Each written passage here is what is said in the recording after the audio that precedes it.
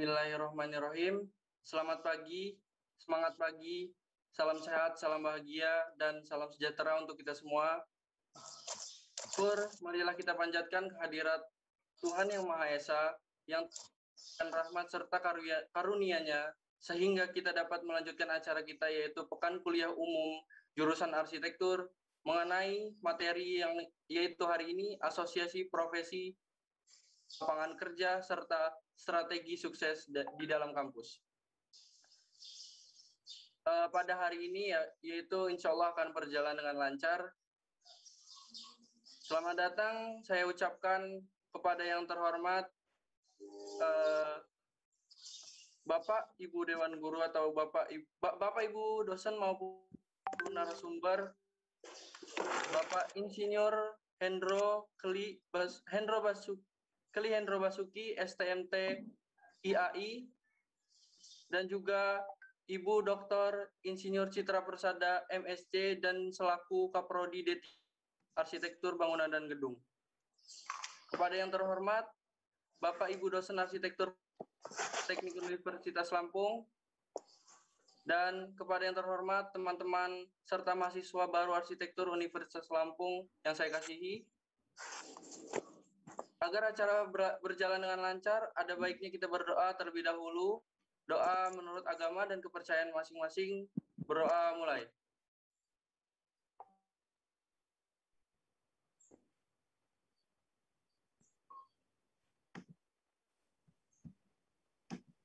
Selesai. Saya ingatkan kembali untuk seluruh mahasiswa untuk menghidupkan kamera dan melihat atau memahami materi-materi yang akan disampaikan pagi hari ini.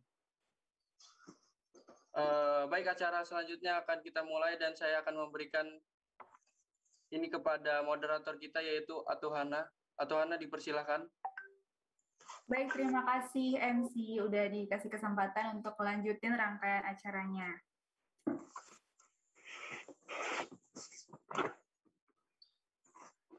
Nah, jadi ini karena berhubung salah satu narasumbernya belum hadir. Nah, jadi perkenalan dulu aja ya, kan kemarin belum semua nih yang berkenalan. Mau random atau mau ditunjuk nih? Atau ada yang mau duluan perkenalan?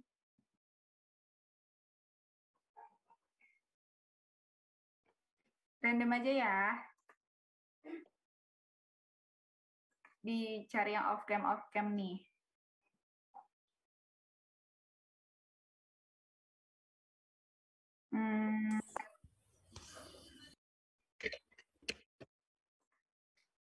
Desi Permatasari ada nggak? Ada, Kak. Coba dong kenalin, biar pada kenal nih. Sebelumnya mohon maaf ya, Kak, soalnya aku lagi di jalan pulang vaksin. Oh, oke. Ini mau, yaudah deh, lanjut aja deh ke yang lain ya. Iya, Kak. Ini dulu.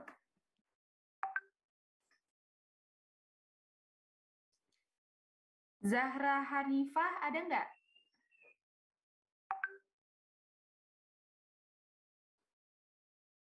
Zahra Hanifah, off cam nih. Ada nggak orangnya? Oke, kayaknya nggak ada ya. Yaudah deh, lanjut aja ke Afita Nurul Khotimah. Coba perkenalan. Assalamualaikum warahmatullahi wabarakatuh. Perkenalkan, nama saya Afita Nurul Khotimah dengan NPM 2115012. Saya dari jurusan S1 Teknik Arsitektur. Salam kenal semua. Dari SMA mana nih? Dari daerah mana? SMA Negeri 3 Bandar Lampung. Oh, dari Lampung. Oke, lanjut ya. Siapa lagi nih? Dicari yang off cam nih, makanya pada on cam ya. Ini perkenalan aja kan, Kak? Iya, perkenalan aja karena nunggu narasumbernya ya. Saya, Kak. Yaudah nih. Coba perkenalan. Assalamualaikum warahmatullahi wabarakatuh. Perkenalkan, saya Raffi Haki Ahmad Raya, NPM 2115015012005 dari Prodi S1 Teknik Arsitektur, dan saya dari SMA Swasta Yayasan Pembina Unila. Terima kasih. Oke, salam kenal ya. Ada lagi nih yang mau ngajuin buat perkenalan diri? Cuman kenalan aja kok, biar pada kenal juga semuanya.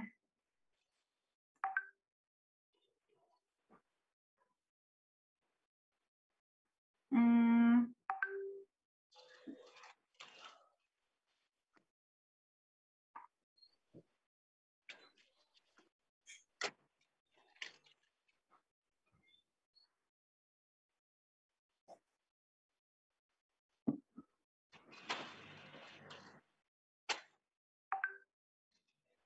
coba ya, siapa nih? Junet Ramadan ada nggak?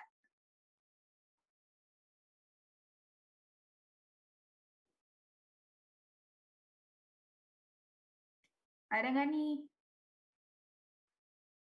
Junet Ramadan.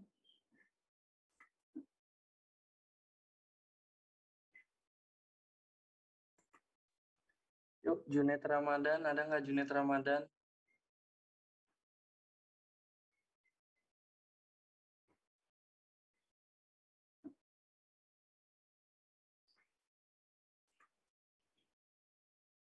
Oke, kayaknya nggak ada ya.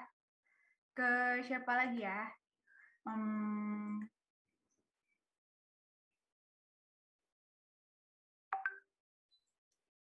Coba deh, Krisna Bagaskara Mulya. Perkenalan. Perkenalkan, nama saya Krisna Bagaskara Mulya, NPM 21150120049 dari program studi S1 Teknik Arsitektur dari SMA 3 Kota Bumi. Oke, salam kenal ya. Lanjut lagi. Kenal semua.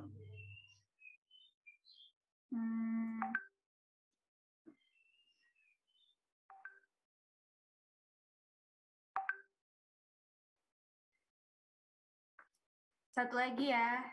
Ini coba Nera Denia Putri. Perkenalan. Halo semuanya. Halo. Perkenalkan, nama saya Nera Dania Putri. Saya asal dari SMA Negeri 8 Kota Bogor. Salam kenal semuanya.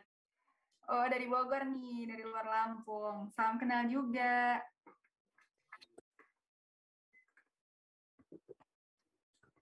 Oke, langsung aja ya ke acaranya. Jadi kemarin kan nih udah sharing-sharing nih tentang pertukaran pelajar, terus volunteering juga.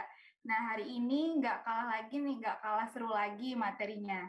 Dan bakalan dibawain sama dosen-dosen kita nih yang kece, yaitu Bapak Insinyur Klik Hendro Basuki, STMT, IAI, dan juga Ibu Dr. Insinyur Citra Persada, ST, MSc.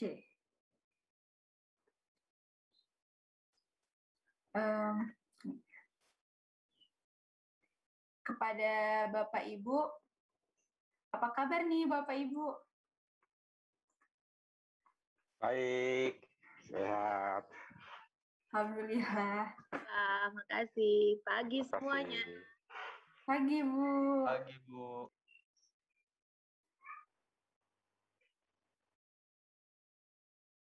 Oke, lanjut aja. Ini saya akan membacakan CV singkat dari pemateri pertama, yaitu Pak Klik. Oke, nama lengkap Insinyur Klik Hendro Basuki, STMTIAI. Tempat tanggal lahir Natar 18 Desember 1973. Riwayat pendidikan SD di SD Negeri 1 Natar, lulus tahun 1986. SMP di SMP Negeri 1 Natar, lulus tahun 1989. SMA di SMA Negeri 5 Tanjung Karang, sekarang SMA Negeri 9 Bandar Lampung, lulus tahun 1992. Lalu berlanjut lagi S1 di Fakultas Teknik Jurusan Arsitektur Universitas Gadjah Mada Yogyakarta, lulus tahun 1999. Lanjut S2 di SAPPK Institut Teknologi Bandung, lulus tahun 2012. Dan kembali lagi menyusul profesi insinyur di Universitas Lampung, lulus tahun 2020.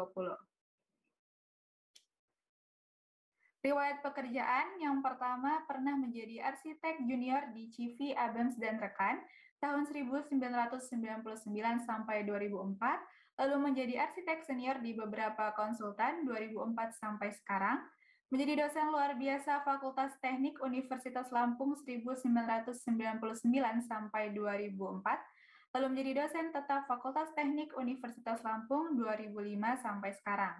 Menjadi Ketua Badan Infrastruktur Unila 2018 sampai 2020, lalu Asesor Bidang Arsitektur 2013 sampai sekarang, menjadi arsitek profesional media dengan beberapa rancangan antara lain Gedung ICTI Enta dan Intan, kemudian Kompleks RSUD Bandar Lampung, lalu Gedung BPS Provinsi Lampung, Gedung Pusat Pasca Sarjana Unila, 198 desain arsitektur lainnya. Kegiatan lain ada penyusunan naskah akademik Pergub Arsitektur Bangunan Gedung Berornamen Lampung tahun 2015, penyusunan naskah akademik Perda Arsitektur Bangunan Gedung Berornamen Lampung Perda nomor 27 tahun 2014, penyusunan norma standar prosedur dan kriteria bidang penataan bangunan dan lingkungan Kabupaten Tulang Bawang 2014, rencana tindak penataan dan revitalisasi kawasan Kabupaten Tulang Bawang 2014, Master Plan Ruang Terbuka Hijau Kecamatan Manggala dan Banjar Agung Kabupaten Tulang Bawang 2014, Inventarisasi Benda Cagar Budaya Kabupaten Tanggamus 2013, Kajian Kapasitas Badan Penelitian dan Pengembangan Kabupaten Tanggamus 2013, dan Analisis dan Strategi Capaian MDGs di Kabupaten Tanggamus 2013. Selanjutnya yaitu CV singkat dari Ibu Dr. Insinyur Citra Persada MSc. Nama lengkap Dr. Insinyur Citra Persada MSc, tempat tanggal lahir di Bukit Tinggi 8 November 1965, status menikah dengan Insinyur Haji Irfan Nuranda Jafar, CES, dengan 2 anak, pendidikan S1 Perencanaan Wilayah dan Kota Institut Teknologi Bandung, S2 Tourism Planning and Development University of Surrey, UK, S3 Pengelolaan Sumber Daya Alam dan Lingkungan IPB Bogor. Lalu untuk riwayat pekerjaan,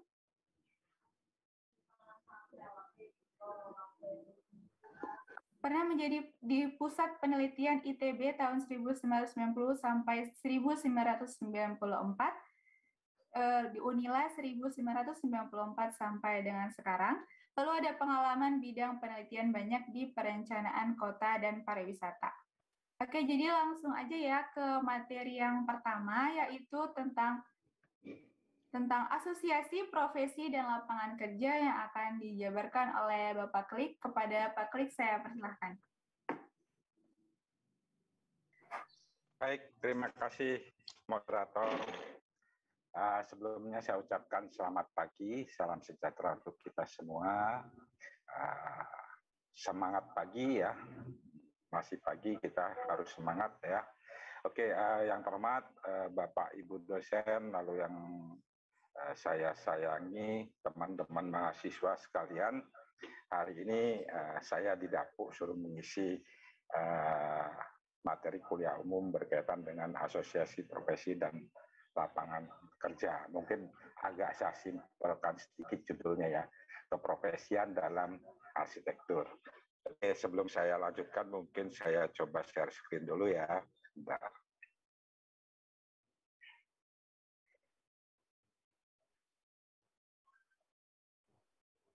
Tentukan. Ini loh sebenarnya keinginan Bapak, keinginan Ibu berkaitan dengan rumah yang akan dibangun, akan dibuat. Itu kita harus menarik sebuah keputusan. Karena kalau enggak berlarut-larut pasti sampai. Nah, itu untuk mencapai ke sana kita harus memiliki kemampuan analisis atau menentukan berkaitan dengan kebutuhan sebenarnya dari pasangan orang yang akan kita atau klien kita yang akan kita desainkan bangunannya. Ya, jadi ide tidak akan pernah habis ya selama kita mendesain sesuai dengan tujuan kita mendesainnya ya. Kira-kira seperti itu. Oke? Ada lagi? Berhubung waktunya tinggal 2 menit lagi nih Pak, jadi Ya. Satu pertanyaan lagi. Izin bertanya Pak, bayaran 4%, 10%, dan lainnya dalam membangun bangunan semuanya untuk kita atau dibagi lagi dengan biaya untuk tukang dan lainnya? Oke. 4-10% itu bicara tugasnya arsitek tadi ya, merancang ya. Tapi elemen itu pasti kalau arsitek biasanya jadi tim leader ya, pasti terbagi-bagi. Kalau tergantung kalau kita kerjakan sendiri itu ya untuk kita sendiri. Tapi kalau kita punya anak buah yang menggambarkan membantu kita, ya kita harus menggaji anak buah kita. Ya, atau kita punya rekan satu tim yang biasa berkolaborasi, ya berkolaborasi bersama ya, dibagi sesuai dengan perjanjiannya, ya. Tapi bukan tukang itu beda lagi waktu pelaksanaannya. Ini bicara mendesainnya saja, ya bicara mendesain sampai dengan mendapatkan hasil produk gambarnya itu 4 sampai dengan 10%. Kalau kita terlibat lagi di pekerjaannya itu berbeda lagi pembayarannya. Ya, tukang nggak ikut-ikutan di waktu mendesain. Nah, waktu kita berprofesi sebagai arsitek, tapi sebagai master builder-nya, sebagai pembangunnya, itu perhitungannya bukan 4-10% lagi, tapi keuntungan daripada bangunan yang kita ciptakan. Ya, itu berbeda lagi ya. Tukang dan sebagainya. Jadi elemen yang biasa kita dalam mendesain ya kita libatkan itu biasanya kalau bangunan kecil itu ya oke hanya kita lalu drafter ya, ahli gambar. Lalu kalau bangunan cukup besar mungkin ada kita drafter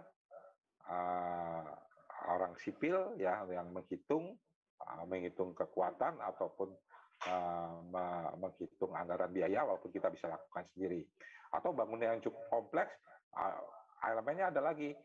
Kita, drafter, orang sipil, orang plumbing, ya, orang electrical, mechanical, dan sebagainya. Nah, itu terbagi sesuai dengan porsinya masing-masing.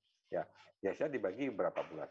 Nah, jangan kaget ya, desain-desain bangunan-bangunan kita itu kadang dikerjakan hanya sekitar 3-4 bulan.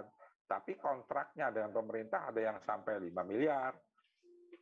Ya, kalau dibagi hanya 10 orang cukup banyak juga ya, 500-an juta kan satu orang kalau porsinya sama. Tapi enggak, biasanya electrical mechanical itu biasanya terporsi 10-15%. Atau orang struktur 20-an%, kira-kira seperti itu. Porsi kita tetap lebih banyak dari 5 miliar tadi, itu contoh gambarannya. Karena kita sebagai arsiteknya atau sebagai penanggung jawabnya. Kira-kira seperti itu ya. Jadi elemen yang terbagi dari 4-10% tadi itu yang terlibat dalam perancangan dan perencanaan. Kalau yang dalam pelaksanaan itu sudah beda lagi. Nah, perhitungannya itu berkaitan dengan keuntungan daripada pembangunan fisiknya. Ya, kira-kira itu mungkin saya rasa cukup ya. Iya, baik Pak. Terima kasih atas materinya. Nah, jadi ngebuka wawasan banget nih ya, apalagi tentang lowongan lapangan kerja dan profesi nanti sebagai lulusan arsitektur gitu. Nah, jadi itu penting banget untuk pemahaman materi sebagai seorang arsitek. Tapi selain pemahaman materi ini, tentunya kita juga harus punya strategi nih untuk bisa sukses, apalagi di perkuliahan maupun nanti di saat memasuki dunia kerja. Maka dari itu, selanjutnya ini ada materi lagi tentang strategi sukses di kampus yang akan dibawakan oleh Ketua Prodi Arsitektur Bangunan Gedung yang sangat menginspirasi banget nih, Ibu Dr. Insinyur Citra Persada, MSc. Kepada Ibu Citra, saya persilahkan. Terima kasih, Hana. Assalamualaikum warahmatullahi wabarakatuh. Selamat pagi semuanya. Waalaikumsalam.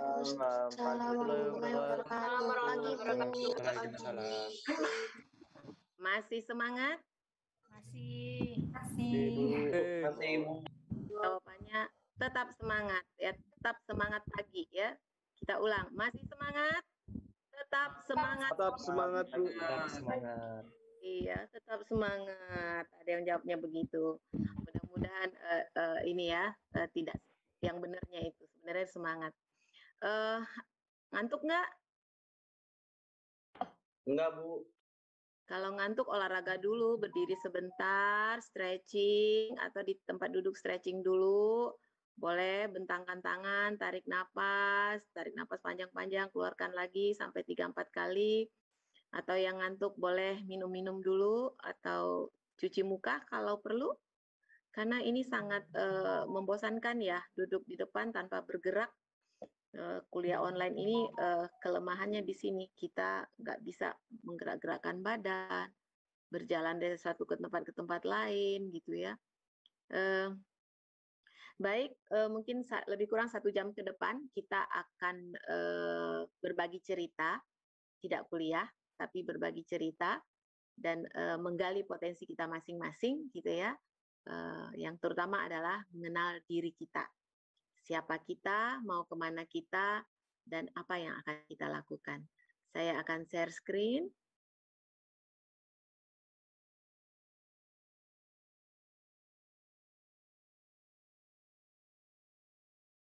Sudah terlihat? Sudah, Bu. Sudah, sebentar ini baterainya sudah mau habis. Oke, ya. Kita mulai ya. Ada berapa orang ini di Zoom, Hana? Ada sekitar 197, Bu. 197, harusnya lebih dari 200 ya kalian semua ya. Oke, baik. Ya, membangun karakter sukses di kampus di masa new normal. Karena sekarang kita masih, kalau kemarin Bu Riri bicara next normal ya, itu vision ke depan. Kalian mau seperti apa, growing. Tapi sekarang nyatanya nih, realnya sekarang tuh gimana sih gitu. Saya tuh mau ngapain nih di depan mata. Yang hari ini tuh saya mesti ngapain gitu. Kita akan bahas itu ya. Oke. Kita akan mulai dulu dari mengenal diri kita.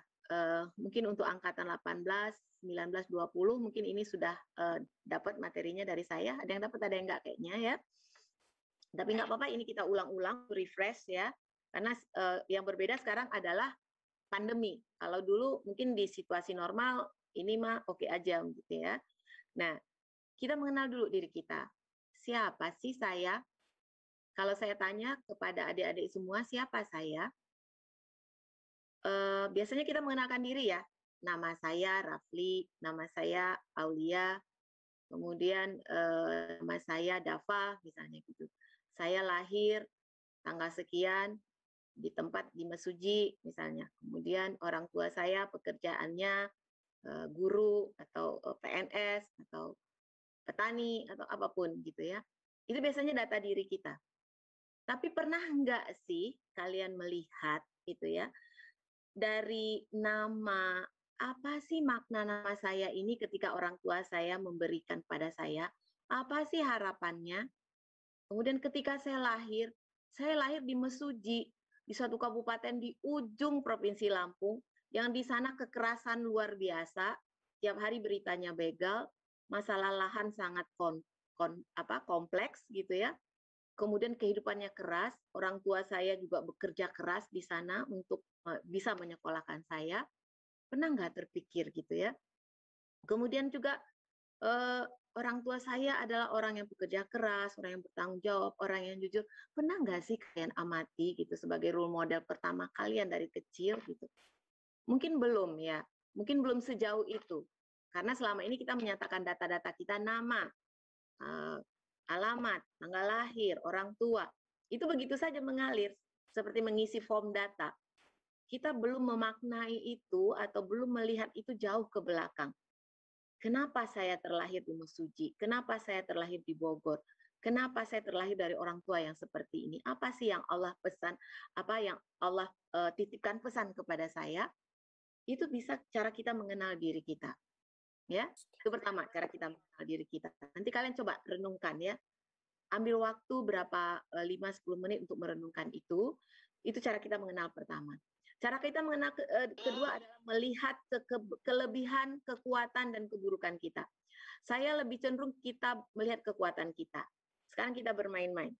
Tolong semua tulis di chat satu kata yang menyatakan bahwa kalian itu punya kekuatan atau kelebihan apa. Ayo segera semuanya menulis di chat. Saya akan tutup share screen sambil saya baca. Silakan, apa kelebihan, satu kelebihan saya, satu saja. Pasti kalian punya banyak kelebihan, tapi tolong kelebihan itu kalian tulis di chat sekarang. Semua menulis, semua yang hadir menulis. Oke, baik hati, leadership, sabar, disiplin, ya, membuat animasi, sabar, oke. Terus apa lagi? Disiplin lagi, adaptonis, oke, public speaking, penyabar, leadership, motivator, motivasinya kuat, oke. Mampu berbahasa Inggris, friendly, oke, good. Lanjut, tidak sombong, yes.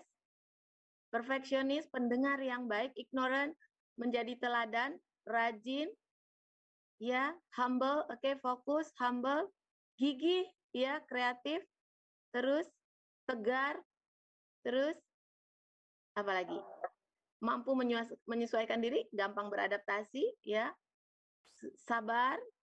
Oke, kita sampai di angka 50, kita stop, nanti yang berikutnya.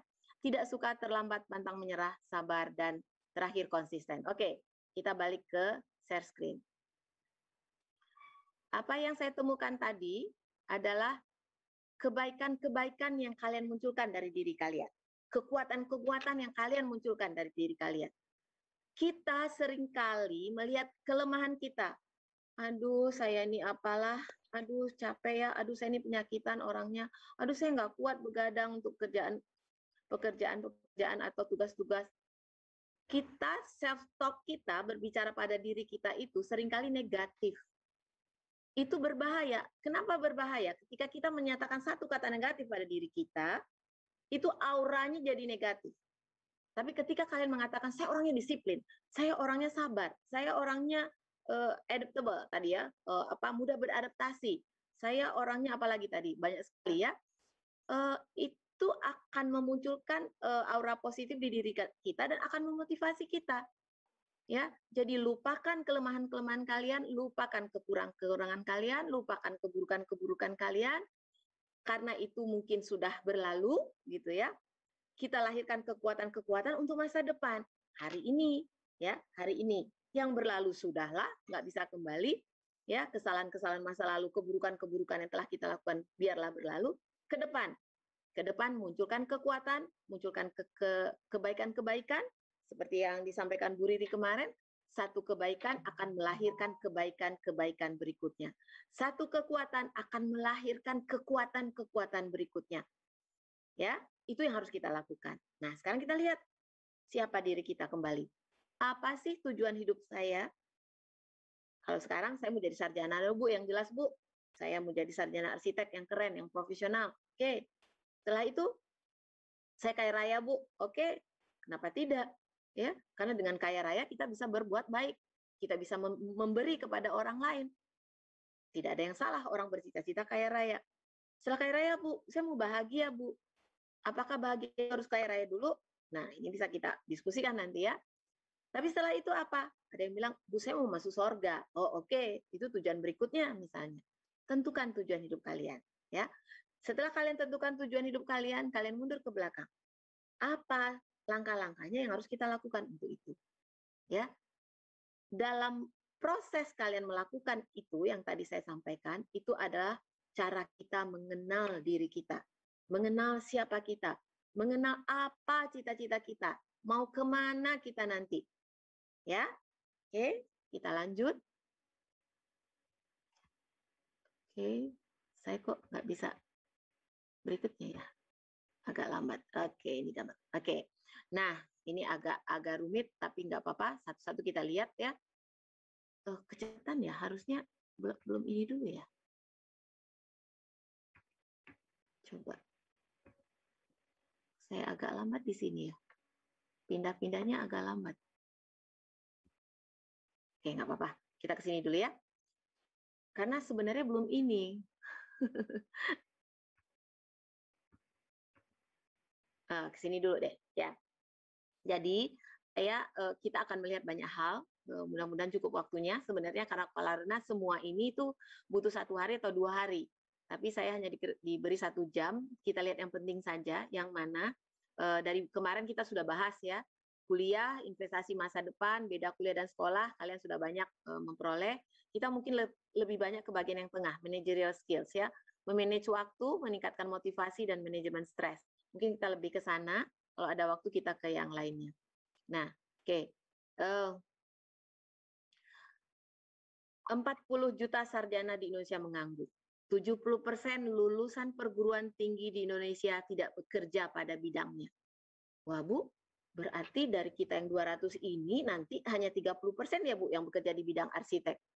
Ya, itu data sebelumnya seperti itu. Arsitek pure, arsitek ya. Kadang-kadang ada dia ke kuliner, tapi ada arsitek-arsiteknya. Ke interior, ada arsitek-arsiteknya gitu. Jadi, itu data-datanya. Jadi, untuk lulusan atau kompetensi gitu ya yang dibutuhkan itu sebenarnya apa sih? Sebenarnya adalah orang yang tidak hanya pintar, tetapi juga kritis dan kreatif. Karena kenyataannya orang-orang yang selama ini yang tidak masuk ke pasar kerja atau yang susah mencari kerja itu dia pintar tapi tidak kritis dan kreatif. Tadi kan ada yang nanya, gimana sih Pak biar punya banyak ide? Di belakangnya itu harus kreatif kan? Gimana sih biar kreatif? Nah, nanti kita bahas ya. Atau orang-orang yang tidak bekerja ini adalah orang-orang yang rajin tapi tidak pandai bekerja sama. Dia rajin untuk dirinya sendiri. Dia hanya pintar untuk dirinya sendiri. Bekerja untuk dirinya sendiri. Sementara di arsitek itu selalu bekerja teamwork. Nggak bisa bekerja sendiri.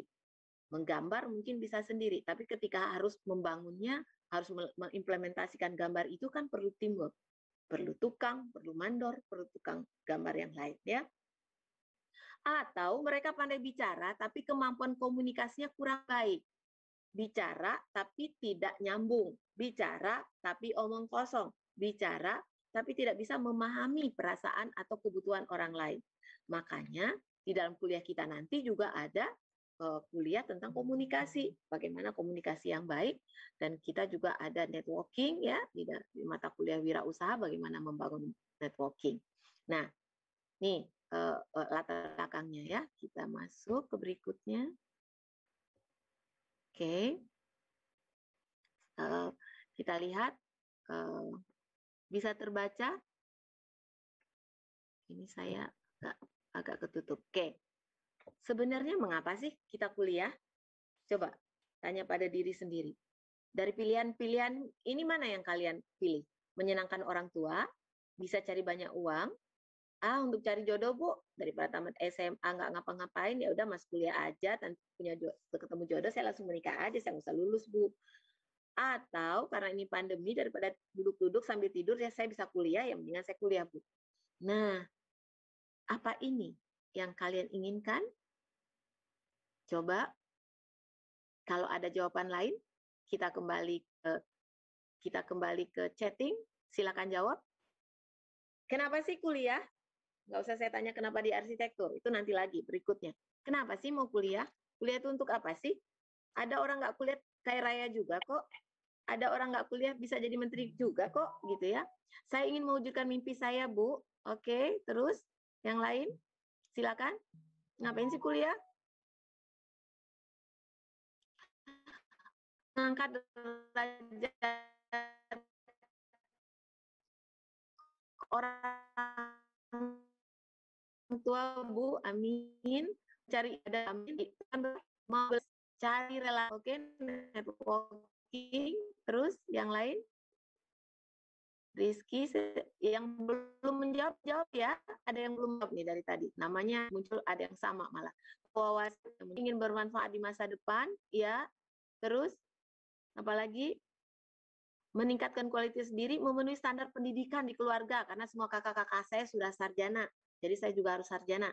Ingin menambah ilmu dan menggapai cita-cita, berkontribusi, membanggakan orang tua, mewujudkan cita-cita, mengupgrade diri, membangun mindset, menjadi orang sukses di masa mendatang, menambah relasi.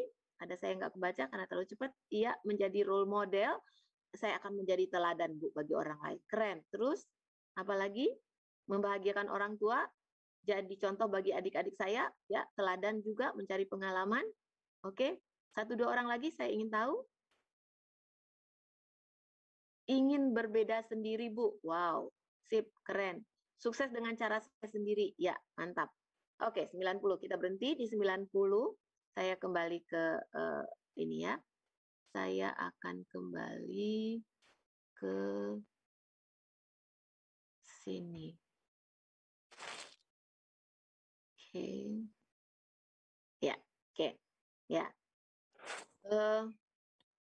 Ada yang jawabannya itu tadi di antara menyenangkan orang tua dan bisa cari uang banyak, gitu ya. Tadi ada nggak sih yang pengen kaya raya, Bu? Nggak ada ya? Yang banyaknya yang menyenangkan orang tua ya. Untung nggak ada yang cari jodoh, belum ya. Kalaupun nanti ketemu jodoh ya alhamdulillah gitu. Atau untung tadi nggak ada yang jawab, hanya sekedar isi waktu, Bu, gitu ya. Tapi saya yakin yang pengen kaya raya, merubah kehidupan, meningkatkan derajat kehidupan itu kan juga sangat sangat didukung oleh finansial ya.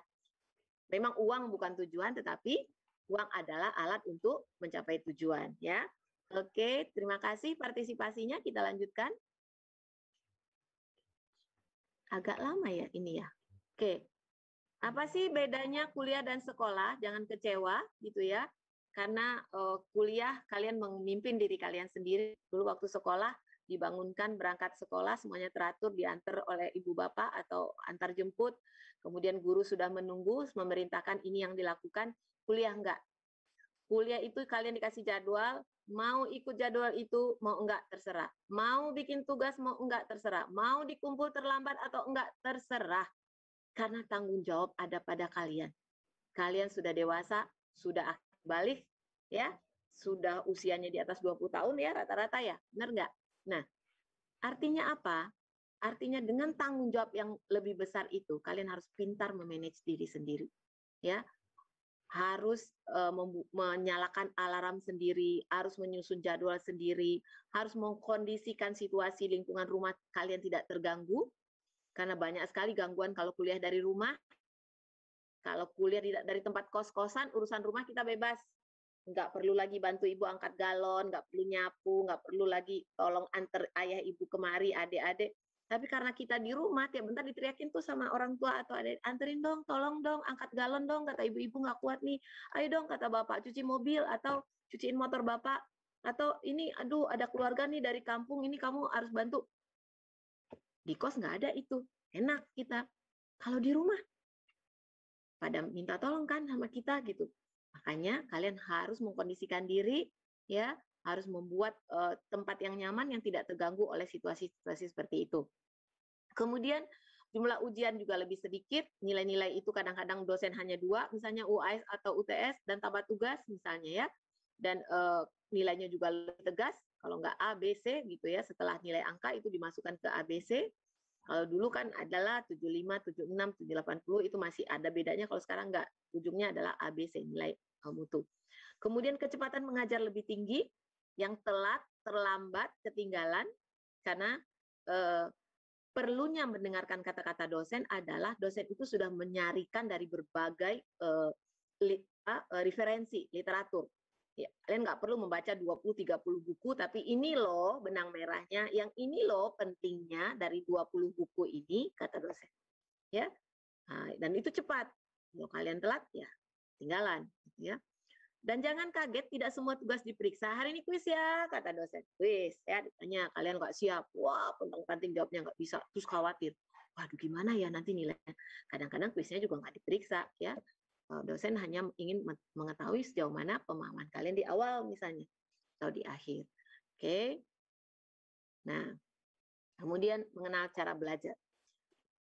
Kalian tentu punya cara-cara belajar yang berbeda-beda ya, dengan talenta atau dengan minat atau dengan kemampuan kapasitas otak kalian saat ini.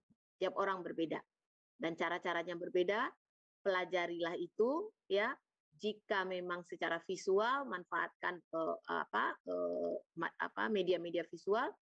Apabila kinestetik, manfaatkan kinestetik. Apalagi kalau dominasi otak kanan, otak kirinya harus kayak tadi. Pak, Kak, bermain musik boleh nggak? Kalau bermain musik itu di otak kanan dan kemudian menambah otak kiri kalian lebih baik, kenapa tidak gitu ya? Dan biasanya begitu. Ya, keseimbangan itu menambah kecerdasan. Kemudian belajar kelompok. Aduh, saya biasa kelompok ini pandemi.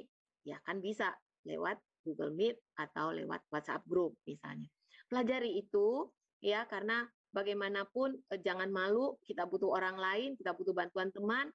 Jangan takut, jangan kecewa kalau ditolak. Kalau ada satu teman yang nggak mau berkelompok, nggak mau, ya sudah, nggak apa-apa, nggak usah sedih, nggak usah merasa terpuruk. Waduh, ditolak nih, nggak belajar, saya jadi minder, nggak usah, ya. Terus tingkatkan kemampuan dengan potensi kalian sendiri-sendiri, cara belajar yang kalian punya, pelajari, ya. Kenapa? Karena rata-rata manusia itu kalau dia hanya mendengar, hanya dapat 20%, seperti hari ini kalau kalian hanya mendengar saya, hanya 20% yang masuk. Tapi ketika kalian membaca itu 30%, ketika kalian melihat prosesnya itu 40% yang diserap, ketika kalian katakan, ya, mengulang kembali itu 50%, tapi ketika kalian kerjakan melalui tugas-tugas, nanti akan banyak sekali tugas-tugas, itu 60% ilmu ini akan diperoleh, ilmu arsiteknya, dan akan 10% ketika kalian lihat, dengar, katakan, dan kerjakan. Ya, jadi jangan pernah lelah untuk beraktivitas atau melakukan kegiatan-kegiatan, untuk melakukan tugas-tugas, karena itu akan lebih besar persentase keberhasilannya. Ya, bagaimana strategi menghadapi ujian? Sediakan waktu yang cukup.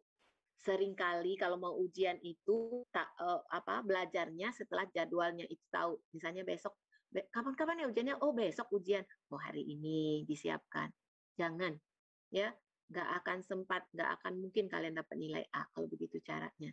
Kemudian atau nilai terbaik, ya. Terus pelajari spesifikasi ujiannya seperti apa. Seringkali itu, Bu, saya belajarnya yang ini, ternyata ujiannya yang ini. Itu kita nggak paham, ya. Besok tuh ujian apa sih? Tanya gurunya, tanya teman, tanya di WhatsApp. Apa susahnya, gitu ya? Kadang-kadang bertanya pun nggak mau, atau apa yang mau ditanyakan nggak tahu, karena saking nggak pedulinya, gitu. Jadi coba mulai dari sekarang, ya. Kalau perlu belajar kelompok, kemudian juga siapkan peralatan. Kalau itu dibutuhkan peralatan, arsitek biasanya butuh peralatan. Sumber-sumber penting kalian adalah perpustakaan, sekarang e-library, soal ujian tahun lalu, tanya sama kakak kelas, baik-baik sama kakak kelas, ya. Kemudian catatan kuliah, pinjam catatan kakak kelas kalau perlu. Kemudian biasanya ujian-ujian itu dari catatan kuliah. Kuliah terakhir sebelum ujian, hati-hati.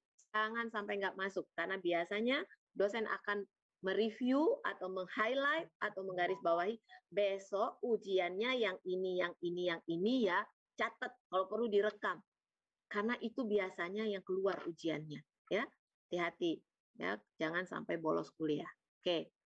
Dalam menjalani ujian, perkirakan kemacetan. Sekarang nggak ada lagi ya, kemacetan internet paling, ya. Hati-hati kalau ujiannya online, waktunya tepat, pastikan internet kalian bagus. Kalau perlu, kalau di rumah nggak bagus, pergi ke tempat-tempat terdekat.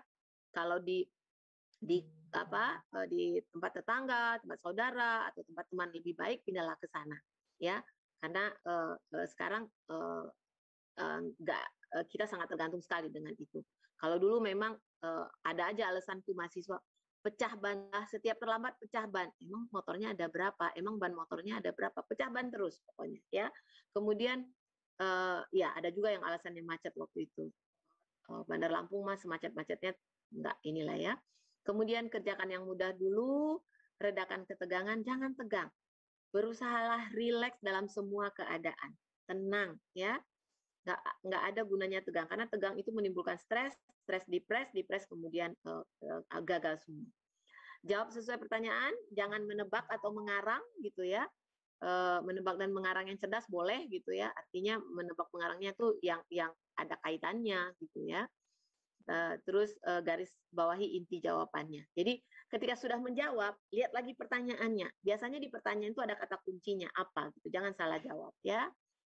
Itu trik kita kalau ujian. Oke, sampai di sini ada pertanyaan dulu.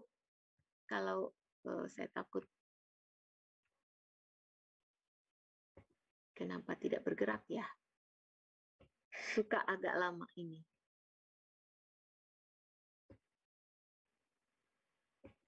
Hana, kenapa dia tidak bergerak? Di tempat saya juga nggak bergerak. Oh ya, mungkin internetnya suka begitu ya. Saya ulang kembali share screen.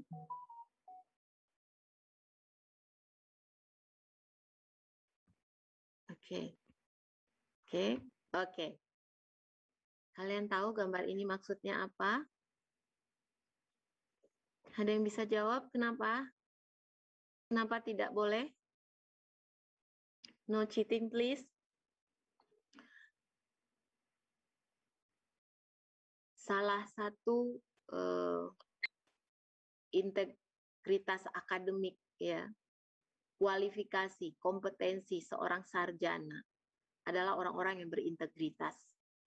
Orang-orang yang berintegritas itu akan dimulai dari kata-kata jujur.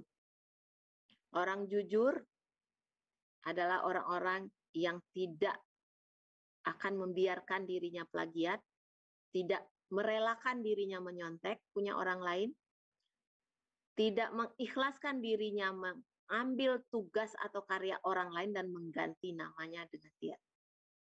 Ya, jadi no cheating please. Kenapa? Karena itu bibit-bibit koruptor. Kita nggak mau lagi negara ini dipenuhi oleh orang-orang yang tidak baik. Ya, oke. Kembali susah. Oke. Setelah ujian, periksa jumlah nilai, periksa tiap pengurangan nilai, simpan kertas ujian. Ya, kalau kita sekarang kan lewat online, saya biasanya mata-mata kuliah saya atau dosen yang lain itu biasa dikirim lewat online atau dikirim lewat Gojek kalau dia karya yang hard copy ke kampus atau ke tempat dosen. Simpan kopinya atau simpan fotonya atau ada arsipnya sehingga ketika dosen misalnya kehilangan jejak atau ada berkas yang hilang atau tidak ketemu di email, kalau saya sering tidak menemukan saking banyaknya gitu ya yang masuk, karena kadang-kadang saya satu semester itu kayak semester ini saya mengajar 10 mata kuliah dari D3, S1 dan S2. Jadi kadang-kadang saya ketika tugas-tugas itu masuk, yang mana ya gitu nggak ketemu, kalian bisa ada bukti dulu Bu saya sudah mengirim tanggal segini tugas ini, jadi itu akan sangat membantu ya. Kemudian, nah kita ke menumbuhkan motivasi tadi ya, menumbuhkan motivasi, menumbuhkan kreativitas, memunculkan ide-ide itu sebenarnya memang ada latihannya, ada cara-caranya, ada trik-triknya ya. Kita mulai dulu. Kenapa sih kita sering malas? Orang yang selalu punya alasan untuk menunda, ntar ajalah kan masih lama. Saya mau main game dulu, entarlah saya mau lihat medsos dulu. Saya mau leleh dulu gitu ya. Selalu menunda. Padahal orang yang sukses itu adalah orang yang tidak malas. Kemarin kan Ibu Riri Amalas Yulita namanya. Malas, itu kan tidak. Ya seperti itu gitu ya. Orang-orang sukses itu seperti itu gitu ya. Jadi dia tidak pernah menunda. Dia jam tidurnya hanya berapa jam sehari. Dia kerja keras.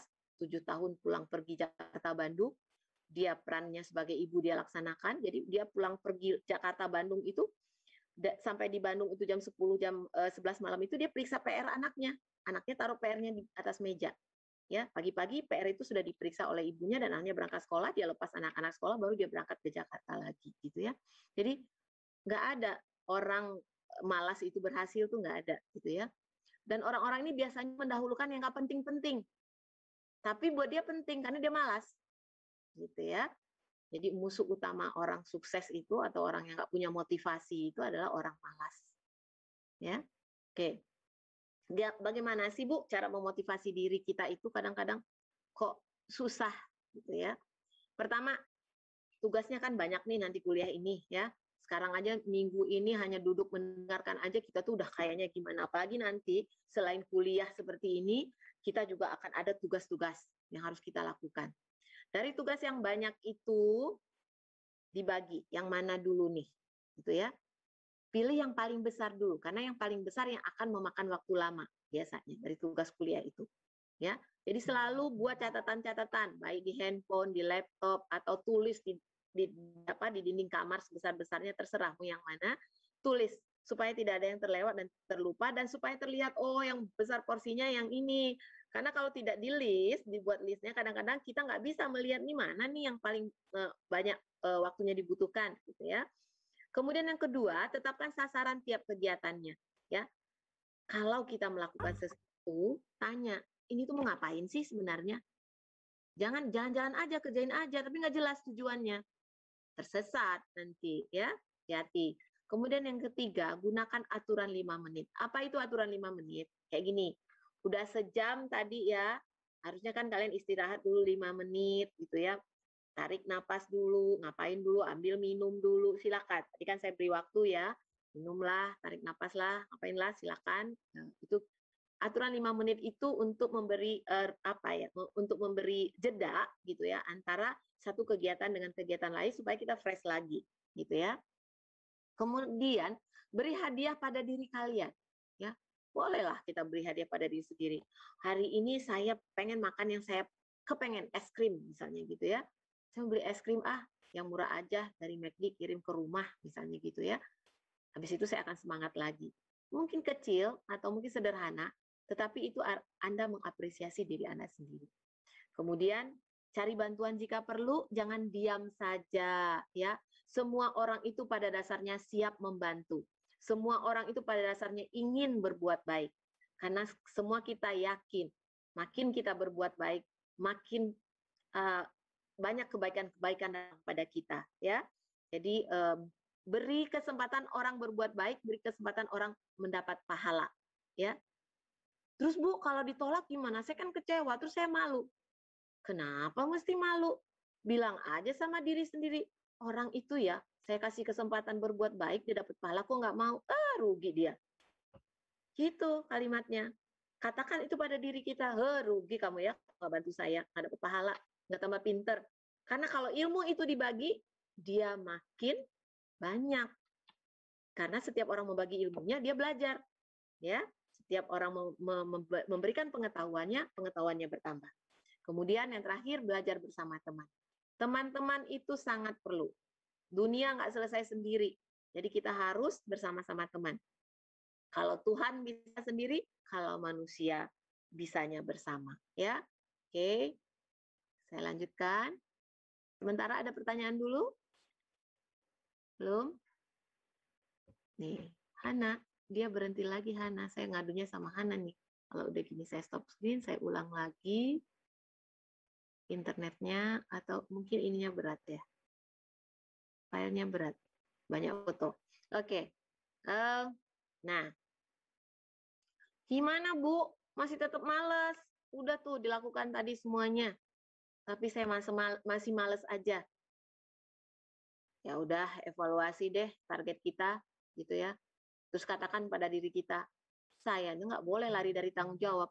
Kalau saya sekarang mahasiswa, tanggung jawab saya belajar, tanggung jawab saya membuat tugas, tanggung jawab saya mengumpulkan pada waktunya, mendengarkan apa kata dosen, gitu ya. Kemudian buat skala prioritas deh, yang mana dulu deh, kalau 5 tugasnya 1 dulu deh, yang 4 saya nggak peduli dulu, saya tutup dulu, saya fokus ke yang 1.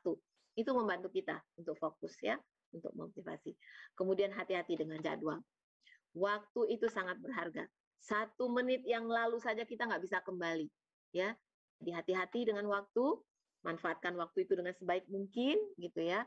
24 jam itu kadang nggak cukup membuat satu tugas perancangan arsitektur, gitu ya, untuk menyelesaikannya. Kadang perlu berhari-hari, kadang perlu 1 minggu. Jadi benar-benar strict lah dengan jadwal yang dipunyai. Oke, aduh kelewat. Oke. Oke. Nah, kemarin Pak Nandang bilang, ada ya dulu salah jurusan, minta pindah ke kedokteran. Setelah di kedokteran terasa berat juga, balik lagi ke arsitek, gitu ya. Sebenarnya apa sih, gitu ya. Kadang-kadang kita memang harus ada keikhlasan, gitu ya. Ketika sebenarnya pilihan arsitek ini pilihan kedua, Bu. Yang pertama itu saya pengennya dulu informatika, tapi saya nggak lulus. Akhirnya saya arsitek, saya pengen pindah, Bu, ke informatika. Misalnya, gitu ya. Misalnya begitu. Tapi pindah itu kan juga tidak mudah. Memang bisa ya di Unila. syaratnya IPK-nya harus sekian, kemudian ada mata kuliah yang tidak bisa dikonversi, sehingga mengulang lagi gitu, sehingga kehilangan 1 semester, bisa aja. Tapi ada juga yang harus kalian pahami gitu ya. Kalau memang masih bisa bertahan, jadikan bidang studi ini sebagai batu loncatan, bukan penentu masa depan. Ambil pola pikirnya, ambil cara disiplin bekerjanya, kerja tepat waktu, harus kreatif gitu ya, berpikir terstruktur, harus berpikir proses. Itu sebenarnya adalah dasar-dasar menjadi sarjana. Kalau kebetulan arsitek, ya anggap itu studi kasusnya arsitek. Nanti saya habis ini saya mau lupakan arsitek. Bu, kalau saya lulus, saya mau buka restoran, saya mau menjadi chef terkenal di dunia. Nggak apa-apa, gitu ya. Jadi jangan khawatir kalau salah jurusan. Karena data menunjukkan 70% anak Indonesia salah jurusan. Oke, manajemen waktu. Kenapa sih 24 jam bagi orang itu beda-beda ya? Ada yang 24 jam itu produktif banget, ada yang 24 jam itu 4 jam saja dia kerja, 20 jam dia tidur atau dia bermain game. Kenapa? Karena orang-orang itu berbeda-beda cara dia memanage waktunya, cara dia mengatur waktunya, cara dia menghargai setiap detik dari waktu-waktu itu. Ya, itu bedanya, gitu ya. Jadi sehingga akhirnya tiap orang 24 jam, 24 jam sehari, 124 jam seminggu, dan seterusnya itu berbeda-beda hasilnya. Gitu ya. Nah, gimana caranya? Coba dari 4 kuadran ini kita lihat. Sebenarnya ada kegiatan atau pekerjaan atau tugas itu yang penting, tidak penting, mendesak atau tidak mendesak. Kalian kelompokkan di mana kegiatan itu. Ya, kalau dia terbatas waktu dan harus dikumpul besok, berarti dia kan masuknya di penting dan mendesak. Kalau baru minggu depan, mungkin penting tidak mendesak. Kalau teman ngajak jalan-jalan, ngafe-ngafe, itu nggak penting, nggak mendesak. Juga, gitu ya. Yang mana? Tapi lagi suntuk nih, Bu. Kemudian saya nggak bisa kerja, saya mau memanjakan diri saya 5 menit, Bu. Ya udah, kafe virtual misalnya ya. Kayak tadi itu, pesan GoFood misalnya. Oleh Bu, tidak penting sebenarnya, tapi mendesak nih, ya silahkan. Kalian kelompokkan, ya. Supaya kita tahu persis yang mana yang kita dahulukan. Nah, dari kuadran ini nanti bisa kelihatan yang mana yang harus didahulukan, ya. Oke, jadi biasanya, nah, biasanya orang-orang yang meletakkan sesuatu itu di kuadran-kuadran itu, ya, biasanya tuh kalau penting mendesak itu berselancar, namanya ya. Jadi gercep cepat, gitu ya. Kalau dia penting tapi tidak mendesak, biasanya kita tentukan prioritasnya. Kita tentukan prioritasnya yang mana yang prioritas.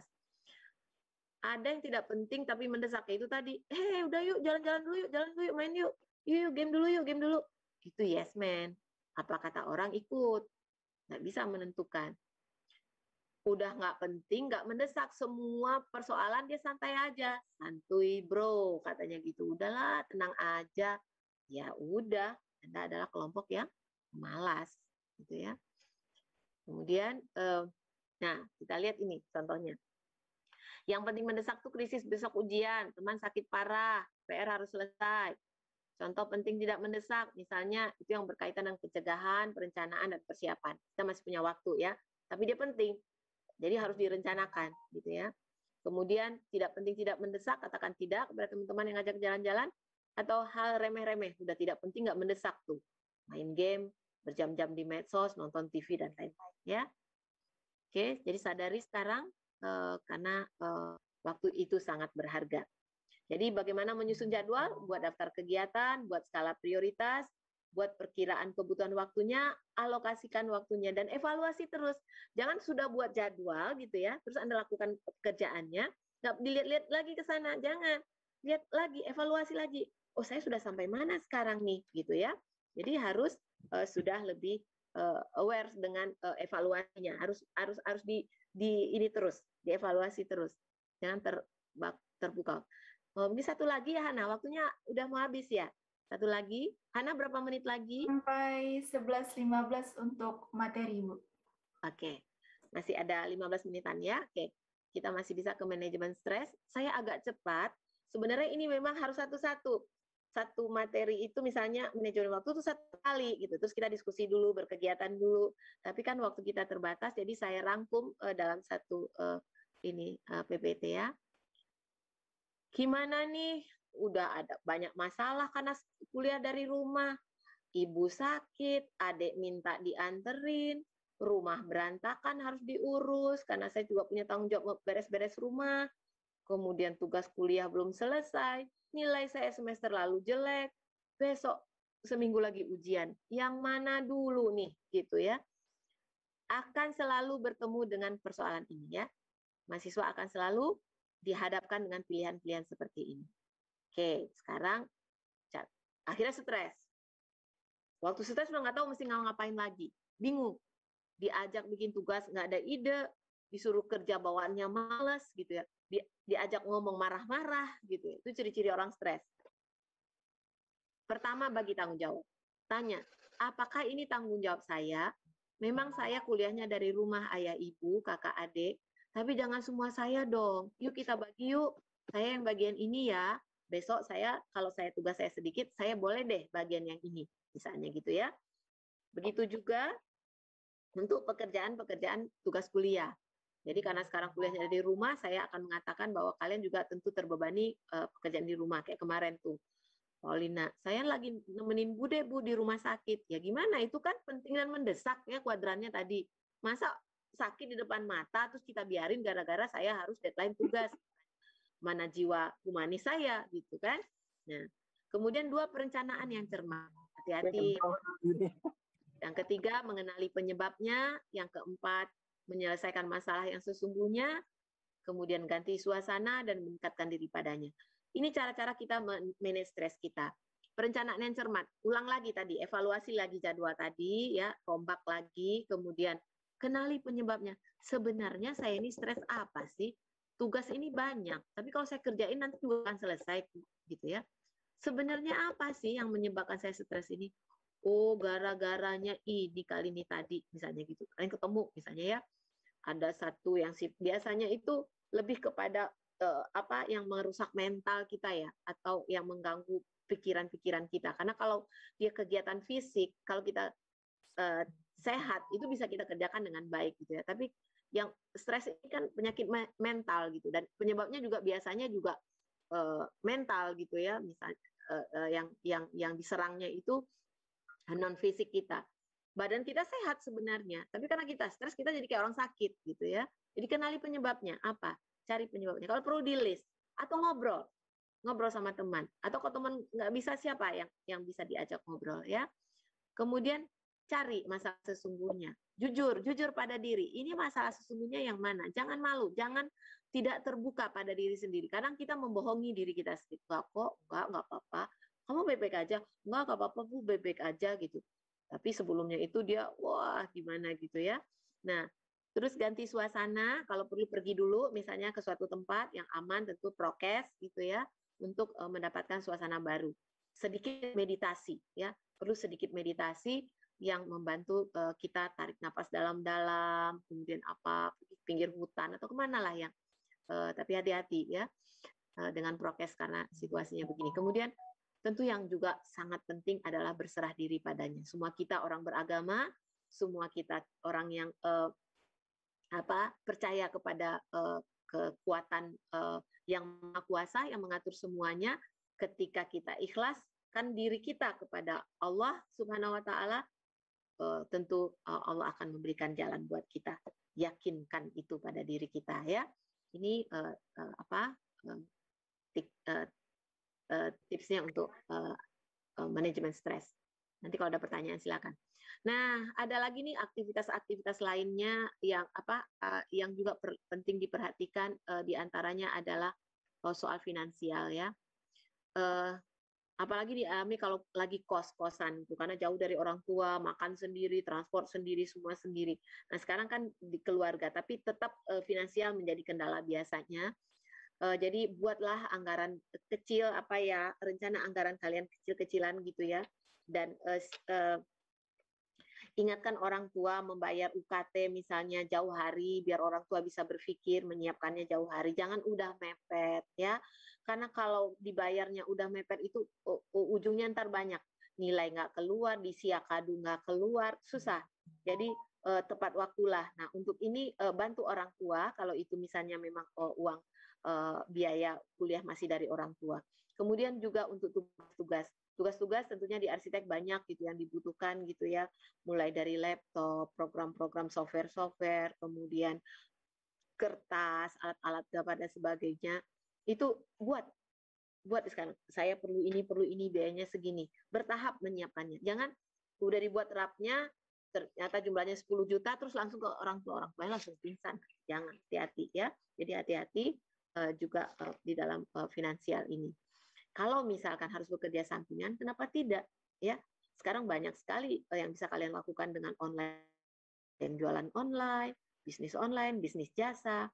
Kenapa tidak? Kalau kalian bisa mengatur dengan baik, bekerja sampingan juga sesuatu yang membuat hidup ini bergairah, ya, karena punya uang saku sendiri. Atau mencari beasiswa, ya, silakan yang masing-masing untuk mengatasinya sesuai dengan kemampuan dan kompetensi masing-masing. Hana, dia kalau saya berhenti sebentar, dia langsung berhenti juga, Hana. Saya tutup lagi, saya masuk lagi. Oke, mungkin saya agak cepat waktunya. Tetap nggak bisa, Hana. Saya ulang lagi. Siapkan pertanyaan di chat ya, kalau ada pertanyaan sambil ini kita.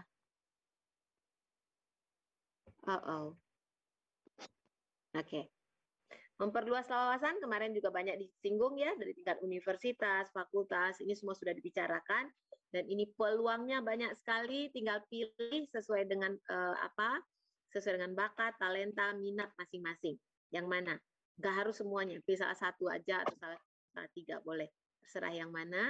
Jangan lupa karena ini penting juga, bagian dari untuk mengelola stres tadi juga bagian untuk menambah kompetensi dan kapabilitas kalian ya. Karena kalau hanya kualifikasi sarjana itu tanpa keahlian-keahlian ini soft skill yang harus kalian juga pupuk sejak masa kuliah.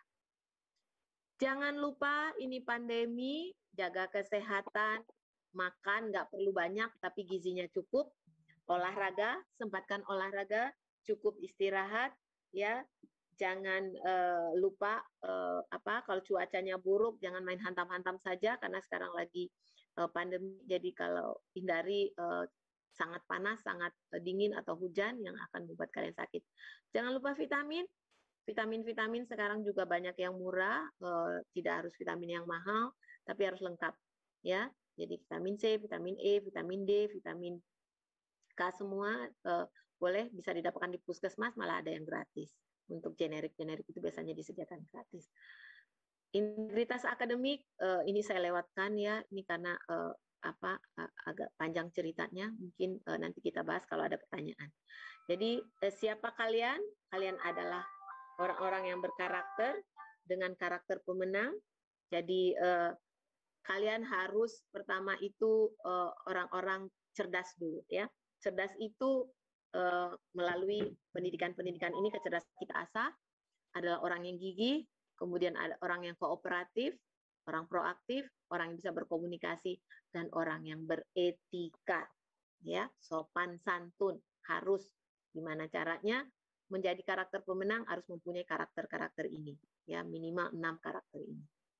Oke, ini mungkin kemarin sudah ada yang menyampaikan bagaimana menulis pesan kepada dosen melalui email, melalui WA, kenalkan diri, sebut nomor induk mahasiswa, ya, biar kita tahu angkatan berapa.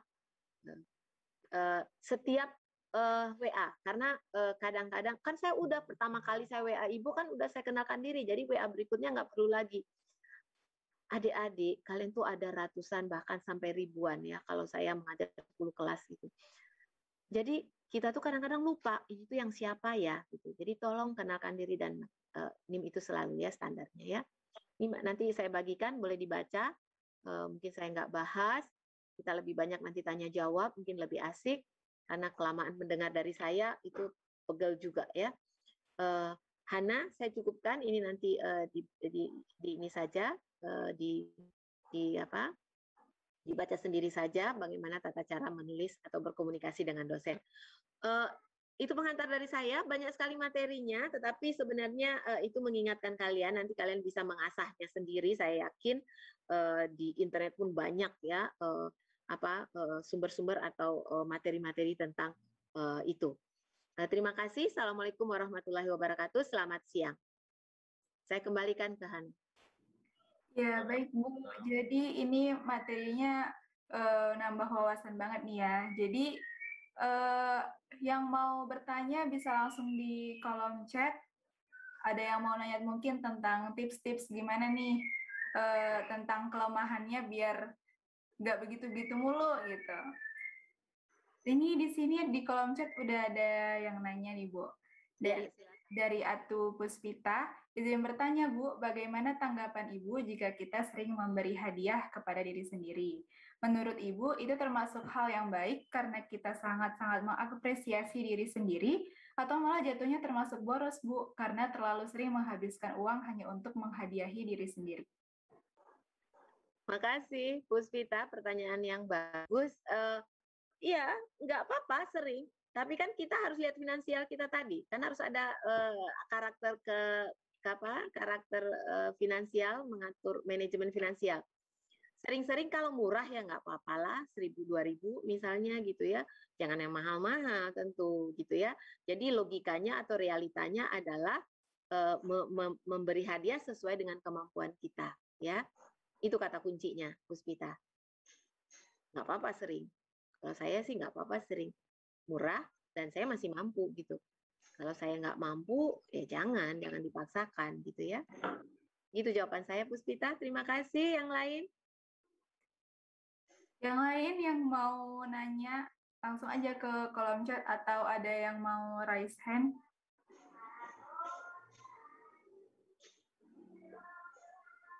Ada lagi nih Bu. Dari Muhammad Davi Akbar. Izin bertanya, menurut Ibu bagaimana atau poin penting yang harus dilakukan untuk mengekspresikan diri sendiri, bukan hanya menjadi seorang yang people pleaser yang takut orang lain kecewa pada dirinya karena tidak memenuhi ekspektasi orang lain di kehidupan kampus. Nah, bagus nih ya. Jadi gimana sih Bu? Saya tuh kan orangnya yang nggak seneng orang lain kecewa. Saya inginnya orang itu seneng, orang yang selalu ingin menyenangkan orang lain. Harusnya setiap orang begitu ya. Kita ingin menyenangkan orang lain karena ketika kita menyenangkan orang lain tuh kita juga terbawa senang karena setiap aura positif itu akan berbalik ke kita menjadi positif juga gitu. Kita bahagia, oh orang tuh senang, oh kita ikut bahagia. Pertanyaannya adalah kalau tidak memenuhi gimana Bu? Gini, kita itu adalah apa yang kita bisa berkomunikasi dengan baik kalau kita bisa memahami apa yang dalam pikiran orang lain. Ya. Dan itu tidak mudah, itu mesti diasah. Itu mesti diasah terus-menerus gitu ya. Karena berkomunikasi itu adalah banyak mendengar. Gimana sih Bu biar kita bisa memahami orang lain? Banyak mendengar. Allah menciptakan satu mulut dan dua telinga itu gunanya apa? Lebih banyak mana mulut dan telinga jumlahnya? Telinga kan? Artinya apa? Lebih banyak mendengar. Ya, ketika kita banyak mendengar, kita bisa memahami orang lebih baik. Itu kata kuncinya. Ya. Jadi kalau kita sudah bisa memahami orang, itu lebih mudah kita berkomunikasinya. Karena pada dasarnya setiap orang itu tidak suka dikuliahi, nggak suka tidak suka diajar yang sebenarnya dia belum tahu sih, tapi nggak usah ngajarin gue lah, gue bisa gitu. Biasanya begitu gitu ya. Jadi kuncinya banyak mendengar gitu ya. Tadi siapa yang tanya? Yang tadi yang nanya Muhammad Davi Akbar. Gitu Davi? Cukup jawabannya? Jadi kuncinya banyak mendengar Davi. Cukup, terima kasih Bu. Terima kasih Davi. Oke, selanjutnya Hana, Siapa lagi? Dari Rizkia Diva Azahra, izin bertanya, Bu. Bagaimana cara Ibu menanggapi teman yang tidak mau diajak untuk berkreativitas? Teman ini maunya simpel-simpel aja dan tidak ribet. Terima kasih sebelumnya, Bu. Terima kasih Rizkia. Rizkia, definisi berkreativitas itu kan berbeda setiap orang, ya. Buat dia yang simpel-simpel itu udah kreatif, gitu. Ada orang memang nggak mau ribet, misalnya kata Rizkia tadi. Itu kita hargai, ya, karena itu cara dia untuk kreatif. Jangan bilang orang yang pengennya simpel itu nggak kreatif, belum tentu. Itu cara dia, gitu. Jadi yang harus kita pahami adalah bahwa setiap orang itu punya cara yang berbeda untuk berkreativitas. Kalau Rizkia sudah memahami itu, Rizkia nggak akan kecewa ketika dia diajak, "Hela, kamu kreatif, ini dong, ini kok diem aja sih, kamu nggak produktif banget kok." Ya, kata siapa? Itu kan yang kita lihat di depan kita. Di belakang kita mungkin dia lebih jago yang lain, kita nggak tahu. Kita nggak boleh menjudge orang, gitu ya, mengatakan bahwa orang itu nggak produktif, orang itu nggak kreatif, nggak boleh. Karena kita belum tentu memahami orang itu sepenuhnya, ya. Jadi pahami bahwa setiap orang mempunyai cara yang berbeda-beda. Gitu Rizkia. Baik Bu, terima kasih. Terima kasih Rizkia. Selanjutnya. Lanjut dari Salwa Sekar Anjani, izin bertanya Bu, gimana caranya kita mengubah kelemahan kita agar tidak mengganggu kegiatan sehari-hari? Oke, Salwa. Seperti yang saya sampaikan tadi, kita fokus pada kelebihan kita, lupakan kelemahan kita. Ya, Salwa itu kelebihannya apa? Fokus saja ke sana. Lupakan kelemahan itu, karena dia sudah terbentuk. Tapi kalau nanti misalnya dalam perjalanan fokus kepada kelebihan, kelemahan itu terlupakan, akhirnya dia akan hilang sendiri karena kekuatan Salwa muncul lebih banyak dibanding kelemahan itu. Gitu triknya. Ya, lupakan itu, fokus kepada kekuatan atau kelebihan. Gitu Salwa. Baik Ibu, terima kasih. Iya ya. Jangan terjebak di pada kekurangan dan kelemahan kita. Aduh, apalah saya ini, apa-apa nggak bisa, tenaga saya nggak ada, duit saya nggak ada. No, nggak begitu. Kalian lulus di arsitek itu kalian punya kekuatan-kekuatan, punya banyak kelebihan-kelebihan. Karena ada teman kalian nggak lulus. Ya, lupakan kelemahan, lupakan kekurangan, fokus pada kelebihan masing-masing. Oke? Oke, Bu. Iya, gitu caranya. Oke, lanjut. Dari Mega Vetra Salsabila, izin bertanya Bu, bagaimana cara kita tetap konsisten mengikuti jadwal yang kita buat sendiri? Oke Mega, tadi saya katakan jadwal itu perlu dievaluasi. Jadi kalau dia berubah ya nggak apa-apa, terima aja. Kadang-kadang kondisi itu kan di luar kuasa kita. Kita udah bikin jadwal nih, tiba-tiba harus nganter ibu ke rumah sakit. Berubah kan jadwalnya? Ya jangan kecewa, nggak apa-apa, evaluasi aja, gitu ya. Asal itu memang untuk situasi yang mendesak dan penting tadi. Tapi jangan jadwal itu berubah karena situasi tidak penting dan tidak mendesak. Itu berarti kita orang-orang malas yang selalu menunda-nunda. Begitu, Salwa. Cukup, Salwa? Mana Salwa? Mega, Bu. Mega Vetra. Oh, sorry. Mega. Mega, cukup Mega? Mana Mega?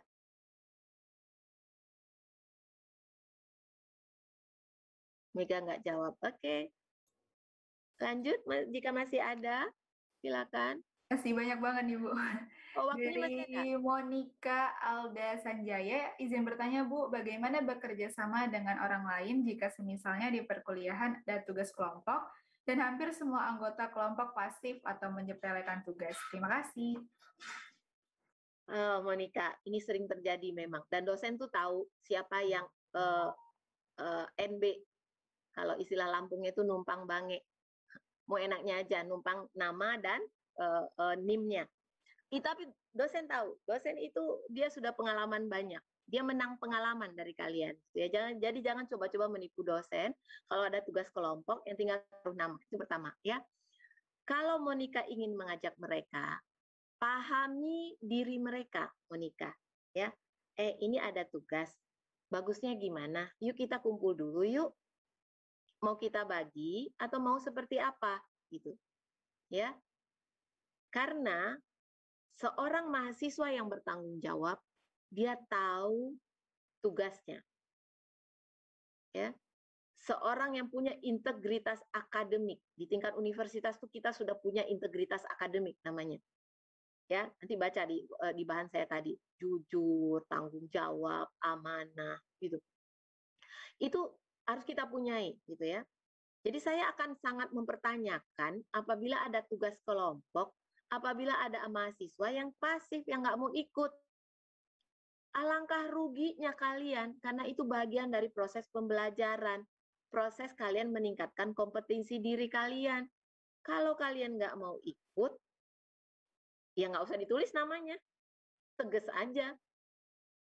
Ya, nggak usah takut. Dosen juga tahu. Dia nggak ikut, Bu. Makanya kami nggak tulis namanya. Bu, kelompoknya kebetulan sama kakak kelas kakak cutting, Bu. Nanti kami nggak ada. Orang yang berintegritas, orang yang jujur pada dirinya dan jujur pada lingkungannya. Sepakatin aja sama kelompok. Di awal ya, di awal ketika membuat tugas. Nanti yang ditulis namanya, yang ngumpulin tugasnya ya. Kan kita udah bagi tugas nih. Kalau nggak, kita nggak tulis ya, sorry ya. Tegas-tegas aja di awal, pahit di awal. Omongin itu di awal. Ya, supaya di akhir itu tidak ada yang kecewa. Loh kok nama gua nggak ada? Lu jahat lu ya. Tugasnya mana? Gitu. Rame-rame begitu. Ya. Ini membangun integritas. Negeri ini sudah terlalu rusak karena begitu banyak orang tidak berintegritas. Itu dimulai dari persoalan kecil seperti ini. Apa-apa numpang bange, apa-apa numpang mau enaknya. Ya. Sanggup membangun integritas akademik bersama? Harus sanggup. Ya. Begitu, Monica. Ya. Di awal, Monica, disepakati di awal. Kumpul kelompoknya di awal, ini ada tugas dari dosen, gimana baginya. Kalau dia nggak kerjakan, nggak usah tulis namanya. Ambil alih sama kelompok lain, nggak usah tulis namanya. Begitu caranya.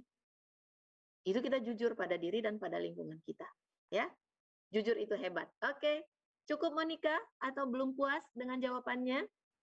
Cukup, Bu. Terima kasih, Bu. Terima kasih, Monica. Pertanyaan yang bagus. Kemudian, Hana, ya, dari Indah Wulansari, bagaimana cara kita untuk mengatasi kebosanan atau tiba-tiba bad mood saat sedang melakukan aktivitas? Oke, Indah, bosen dan bad mood itu banyak ininya ya, banyak penyebabnya. Bisa satu, kurang gizi. Ya. Kalau merasa kurang gizi atau makannya kurang, vitaminnya kurang, cari gitu ya. Saya harus makan yang paling enak hari ini gitu. Kenapa ini saya males banget gitu. Bisa karena kurang gizi. Bisa juga kurang rekreasi. Rekreasi itu kan macam-macam. Di rumah sendiri itu kita bisa bangun rekreasi. Ketika kalian passionnya atau senangnya misalnya bertaman atau berkebun bunga, lakukan itu. Ketika kalian senangnya mengatur-ngatur desain interior rumah, mina-minain kursi, ruang tamu, bilang sama orang tua, saya lagi bosen nih mah, boleh nggak sih ini dipindahin ke sini, ditata-tata dikit, masukin ini tanaman yang di luar ke dalam, yang di dalam keluarin, misalnya gitu. Bisa. Atau bikin acara-acara kecil dengan keluarga, mama yuk kita masak bareng yuk, tapi yang enak. Mama bosen nih telur ceplok terus tiap hari, pagi-pagi ini kita bikin pancake dong mah. Yuk bikin itu. Harus pindah dulu, pindah ke aktivitas lain dulu gitu ya. Jadi satu, kurang gizi, dua, kurang rekreasi, itu aja sih sebenarnya. Ya, kalau itu sekalian bangun dalam kehidupan, saya rasa itu udah cukup membantu gitu ya. Jangan katakan nggak mungkin Bu, nggak bisa Bu, karena ini, karena itu. Nah, itu alasan-alasan yang dicari. Ya, move on-nya tuh lambat gitu. Jadi kita cepat, kalau kita merasa sudah mulai bosan, bad mood, wah, gue harus move on nih. Nggak bisa nih, ini diterusin, rugi nih kalau ini diterusin. Lebay kalau diterusin. Tapi ketika move on, ya Kalau perlu lari keliling rumah, ngapain teriak-teriak lari keliling rumah? Nggak ada, sebel aja gitu. Ya nggak apa-apa gitu. Move on, ya, cepat move on, Indah. Move on-nya itu pindah ke kegiatan lain dulu, baru nanti balik ke kegiatan yang sedang kita hadapi. Begitu, Indah, triknya dari saya. Ya, Ibu, terima kasih. Terima kasih, Indah. Ya, Hana, silakan. Dari Muhammad Tulus Tirta, izin bertanya Bu, menurut Ibu, apa strategi yang bisa diterapkan untuk tetap melindungi kesehatan mental kita, tetapi juga bisa tetap produktif menjadi seorang mahasiswa? Wah, berat nih pertanyaannya dari penyanyi Tulus. Kamu pecinta Tulus apa enggak ya? Tulus, mental itu dari pikiran kan, dari pikiran kita kan. Kalau pikiran kita positif, kemudian fisik dan mental kita akan positif, ya.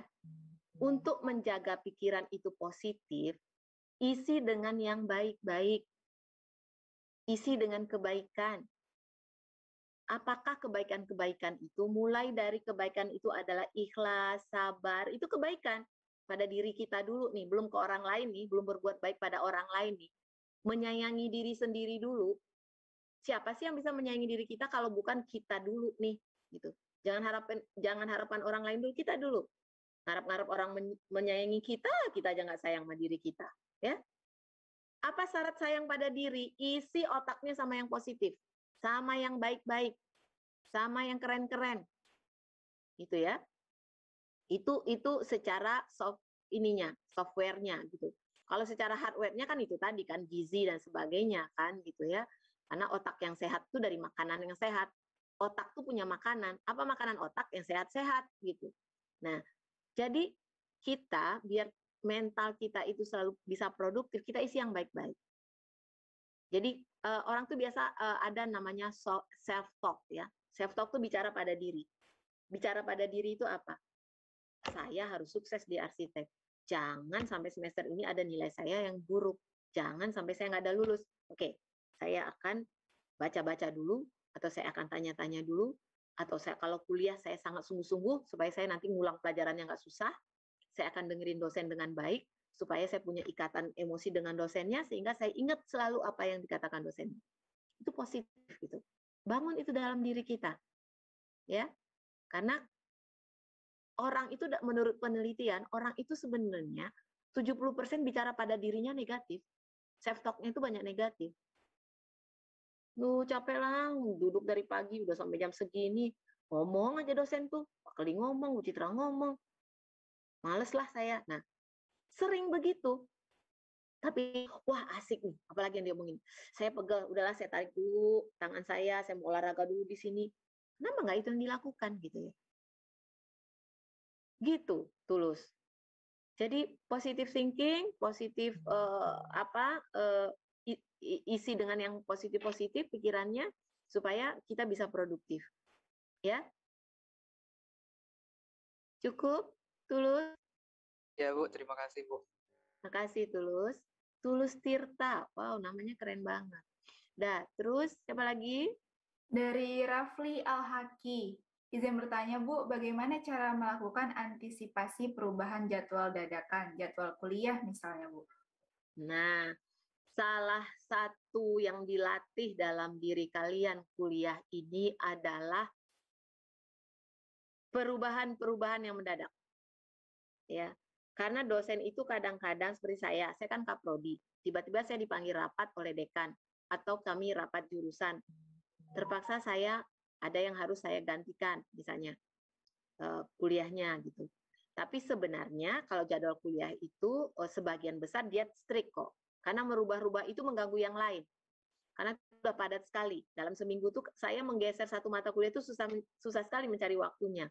Jadi kami pun dosen-dosen berusaha seminimal mungkin untuk merubah jadwal kuliah itu. Kayak sekarang jadwal sudah ditentukan saja, saya itu masih ada yang bentrok nih antara kuliah misalnya ilmu lingkungan di S1 dan perencanaan wilayah dan kota di S2. Jadi itu harus saya sepakati lagi tuh. Dan itu nggak mudah. Itu karena mereka pun punya jam-jam yang belum tentu dekat dengan saya. Cocok dengan saya. Jadi harus siap, Rafli, tetap harus siap karena itu akan terjadi antisipasinya ya harus siap. Kalian itu kan memang tugas hidup kalian sekarang kan kuliah, nggak ada yang lain kan? Nggak lah Bu, saya nggak mau geser kuliahnya, saya mau ke pasar dulu. Enak aja, tugas pertamamu kan kuliah, ke pasar. Ya kan? Ya, jadi Rafli harus siap dengan perubahan-perubahan yang terjadi. Itu akan mengajarkan kalian untuk anti kemapanan. Kan udah ada jadwalnya, besok tuh kan jam 9 aja dong Bu, jangan dirubah-rubah. Besok kok tiba-tiba ada tsunami gimana? Ya nggak bisa lah. Jadi hati-hati ya, menyikapi itu tuh lihat dari sisi bahwa saya selalu harus siap, kayak tentara, selalu siap perang, siap dibom atau siap apa gitu ya. Begitu jawaban saya Rafli, karena itu akan sering terjadi dan update terus ya. Kalian kan sering buka medsos sih, nggak masalah kan, gitu ya. Oke Bu, terima kasih.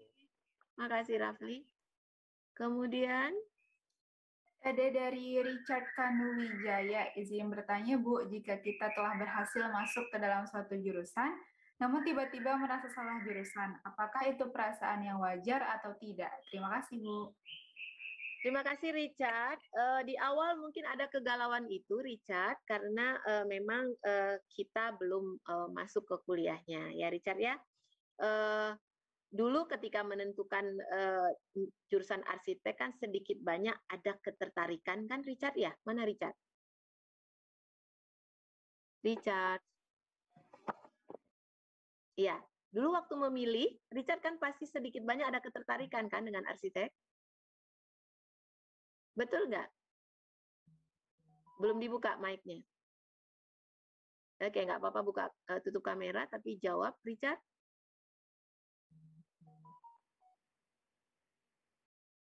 Richard tidak menjawab, oke. Kita udah masuk arsitek nih, tapi tiba-tiba merasa salah jurusan, apakah perasaan itu? Sangat wajar kalau di awal. Richard, sangat wajar kalau di awal, karena kalian belum masuk materinya kan? Iya. Richard gimana? Memilihnya ada ketertarikan sedikit, atau ada keahlian menggambar, atau suka dengan gedung-gedung, apa gimana? Kenapa Richard memilih arsitek? Suka dengan bangunan gedung, Bu. Suka dengan bangunan. Ada. Itu yang akan kita asah, Richard. Itu yang akan kita pupuk, itu yang akan kita asah selama kuliah. Ya, kalaupun nanti merasa tidak maksimal atau tidak excellent gitu ya, tidak apa-apa kan? Tadi saya jelaskan, jadikan dia batu loncatan. Yang kita pelajari cara berpikirnya, cara berpikir orang arsitek apa? Terstruktur berpikirnya, kemudian disiplin, kemudian tepat waktu, ya, teamwork, itu yang kita pelajari. Jadi nggak usah galau, nggak usah risau. Tapi memang untuk meyakinkan diri kita, bisa aja banyak tes-tesnya, ada namanya tes talent mapping. Tes talent mapping itu biasa saya minta kalian itu ikut online tuh. www.temubakat.com. Cobain deh. www.temubakat.com itu gratis, nanti kita bisa pelajari itu bersama-sama. Biasanya di kuliah etika profesi saya bahas lagi, atau di kewirausahaan saya bahas lagi itu. Tapi sekalian boleh coba deh nanti ya. Bener nggak sih saya berbakat di bidang ini? Memang dia tidak, keluarannya itu tidak langsung Anda berbakat di arsitek, nggak. Anda berbakat di bidang-bidang, Anda adalah orang punya karakter visioner, Anda adalah orang yang punya karakter ini, biasanya gitu keluarannya. Itu bisa dicoba. Karena memang pada dasarnya kalau orang berbakat gitu ya, berbakat di suatu bidang, itu ada 4E. Ya, ini bolak-balik saya katakan. E pertama itu apa? E pertama itu enjoy. Dia senang melakukannya. Ya, kita kalau senang melakukan sesuatu, kita merasa mudah nggak melakukannya? Ya, itu E kedua, easy. Setelah senang melakukannya, mudah melakukannya, hasilnya tentulah excellent. E yang ketiga, hasilnya pasti bagus, yakinlah. Gitu. Nah, udah senang melakukannya, enjoy melakukan easy, mudah melakukan, excellent hasilnya. E yang ketiga baru earn, produktif. Baru dia menghasilkan, baru dia bisa kita jual, sellable. Jadi memang yang berkaitan dengan bakat ini, itu biasanya kita tes dengan 4E itu. Gitu. Senang nggak melakukannya? Mudah nggak? Excellent nggak hasilnya? Produktif nggak kita? Gitu ya. Nanti nggak apa-apa, kalian coba ini diri sendiri dengan 4E itu. Nilai diri sendiri dengan itu. Jadi nggak usah galau, Richard, karena ini baru awal. Kalaupun nanti misalnya memang merasa betul-betul tidak cocok jurusannya, kalian di tahun pertama bagus-baguskan saja IP-nya, masih bisa pindah jurusan di lingkungan fakultas teknik biasanya, atau kalaupun enggak bertahan 1-2 tahun, kemudian akhirnya juga terbiasa dan kemudian Anda pasti akan lulus juga. Karena secara kompetensi semua yang masuk yang lulus ini kami yakin bahwa Anda punya modal untuk bisa menyelesaikan S1 dengan baik. Jadi nggak usah khawatir ya. Oke, itu jawaban saya, Richard. Cukup? Siap, Bu. Terima kasih. Terima kasih, Richard. Ya, selanjutnya. Nah, selanjutnya nih maaf banget nih Bu, karena waktunya udah ini nih, udah cukup. Jadi tinggal saya pilih satu pertanyaan lagi aja. Dari Ilham di Adha. Bu, izin bertanya Bu, bagaimana cara kita menanggapi orang-orang yang sering meremehkan cita-cita kita dan sering menjudge cita-cita kamu itu terlalu tinggi, kamu nggak akan bisa menggapainya. Siapa tadi namanya? Ilham di Adha. Ilham, kalau ada orang yang berkomentar seperti itu, berarti orang tuh nggak punya cita-cita ya, kalau menurut saya ya. Karena kan cita-cita itu harus setinggi langit. Ya kan? Gitu. Masa cita-citanya cuman mau menjadi arsitek, bikin rumah RSSS? Ya enggak lah. Saya cita-cita saya menjadi arsitek nanti yang mendunia. Kalau bisa saya bisa membangun gedung pencakar langit. Harusnya kan begitu gitu. Namanya cita-cita harus setinggi langit. Kalau ada orang yang meremehkan, nggak usah dihiraukan, itu energi negatif. Setiap yang bersifat negatif atau setiap hal-hal yang sifatnya melemahkan, abaikan. Kan tadi rumusnya fokus kepada yang positif dan fokus pada kekuatan, kan rumus kita dari awal kan? Oke, lupakan itu. Ya, masuk keluar kuping kanan, keluar kuping kiri, atau masuk dari kiri biar lebih nggak dianggap. Masuk kiri nggak sempat keluar kanan, dia udah mental lagi biasanya. Masuk kiri mental lagi gitu ya. Nggak usah abaikan itu dan fokus pada tujuan kita. Fokus pada sasaran, pada cita-cita Ilham. Apapun kata orang, cita-cita saya ini. Tapi nggak perlu pula berantem sama orang itu atau beradu mulut. Biarkan aja. Oh gitu ya. Oh menurut kamu cita-cita saya terlalu tinggi ya. Oh iya deh ya nggak apa-apa lah kalau gitu. Kalau begitu menurut kamu makasih ya. Gitu aja. Kasih dia energi positif supaya dia kemudian berpikir, ih orang ini udah dibilangin terlalu tinggi masih aja. Dibiarin aja gitu. Ya, bangun sifat itu. Bangun sikap itu, kalau orang berkata negatif, balasnya positif. Oh gitu ya, menurut kamu, ulang kata-kata dia. Menurut kamu itu terlalu tinggi ya? Oh iya deh, ya nggak apa-apa. Saya catat dalam arti enak aja lu ya. Pokoknya gue cita-cita gue itu kenapa? Gitu. Itu aja. Kalau saya, ya. Jadi positif selalu. Jawabannya selalu positif. Masuk negatif, keluarnya positif. Masuk negatif, keluarnya positif. Gitu. Itu kita membangun karakter kita. Ya, itu untuk membangun semangat dan membangun motivasi. Jangan biarkan energi negatif mampir ke sekitar kalian. Jangan ikhlaskan diri kalian di lingkungan energi negatif. Ya, kalau kebetulan terjebak atau tersesat ke situ, cepat keluar, move on. Ya, jangan biarkan. Kita sayangi diri kita. Oke, mungkin begitu Ilham. Kalau yang lain dijawab, silakan kirim lewat WA. Tadi ada nomor telepon saya kan? Tanya lewat WA kalau masih penasaran. Terima kasih Hana. Terima kasih semua yang sudah menjawab, sudah bertanya. Mudah-mudahan jawabannya cukup memuaskan gitu ya. Kalau tidak boleh bertanya lagi kok. Makasih Hana. Iya, sama-sama Bu. Terima kasih juga atas materinya. Jadi, buat yang bertanya yang belum sempat dijawab, bisa langsung WA ke Bu Citranya ya. Nah, jadi ini kan materinya udah selesai nih. Jadi kita itu harus bersikap positif terus. Jangan biarin energi negatif ada di sekitar kita. Nah, oke, karena waktunya sudah sampai di sini nih, saya kembalikan lagi ke MC. Oke, terima kasih Hana. Gimana tadi narasumber-narasumber hebat kita penyampaian materinya oleh Bapak Ibu. Keren kan? Sekarang kita masuk untuk sesi foto bersama sama absensi ya, teman-teman semua. Untuk sama foto bersama dulu ya kita.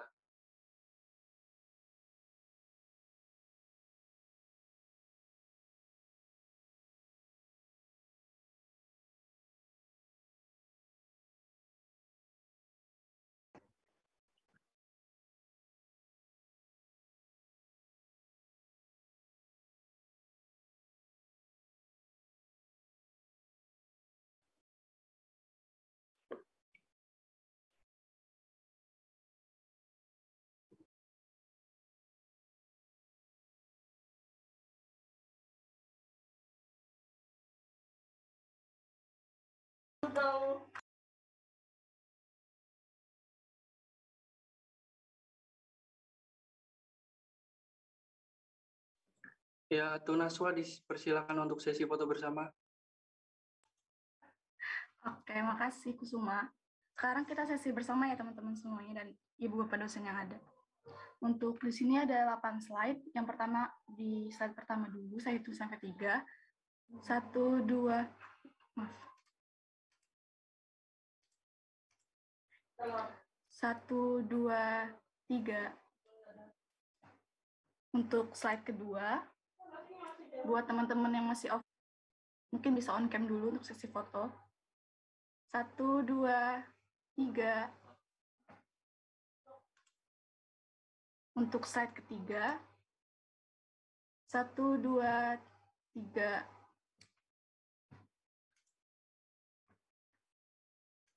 Untuk slide yang keempat, 1, 2, 3, makasih. Untuk slide yang kelima, masih banyak yang off cam nih slide kelima. Teman-teman yang off cam, on cam dulu yuk. 1, 2, 3. Slide ke-7, slide ke-6. Off cam semua ini slide ke-6. Oke, slide ke-7.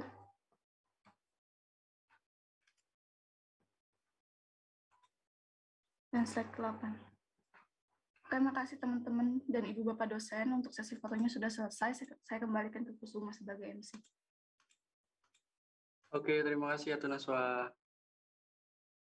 Oke, untuk sebelumnya terima kasih untuk Bapak Ibu narasumber atas ilmu yang sudah diberikan tadi. Selanjutnya kita ada Isoma. Nanti Isoma ini sampai jam 1.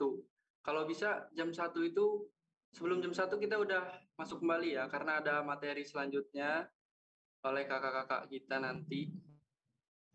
Yang mau sholat dulu, yang mau istirahat dulu. Kita lanjut lagi sebelum pukul 13 harus sudah kumpul semua karena nanti materi akan kita mulai segera. Oke? Terima kasih.